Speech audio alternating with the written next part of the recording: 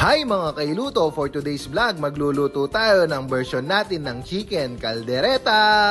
Sa isang bowl, magmamarinate muna tayo ng manok dyan. Lalagyan mo ng lemon, sibuyas, paminta, at saka toyo. At huwag mong kalimutang maglagay ng 2 piraso ng dahon ng laurel. Yaw kasi akalimangki. Ang proseso na yan ay tinatawag na sangkutsa sa Kapampangan. Pag hindi mo kasi ginawa yan, mapapagalitan ka sa lola mo, sasabihin niya, ay taknay dumo, temese ng kutsa, kanyan manyaman.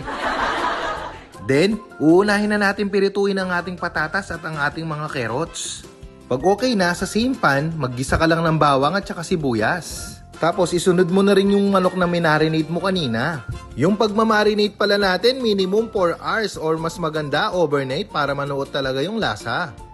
Pag ganyan na itsura yung mga manok nyo, pwede nyo nang iset aside yan tapos lulutuin na natin yung sauce. Maglalagay na tayo ng tomato paste, tomato sauce at ang ating liver spread. O yung mga bumibili sa West Zone dyan sa Dubai, ingat kayo baka yung Rene yung makuha yung liver spread. Siyempre, wag mong kalimutang lagyan ng sili para may hanghang adapin keng Kapampangan. At inyang tips iapo mo ken.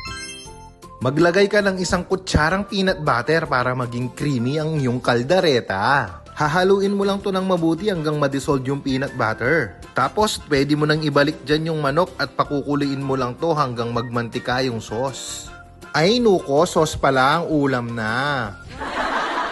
Tapos, ibalik mo lang yung patatas at saka carrots na linuto mo kanina. Tapos, okay na yan. Ayan, luto na ang ating chicken caldereta. Maraming salamat sa panonood. Hanggang sa next video natin. Maraming salamat. Bye-bye!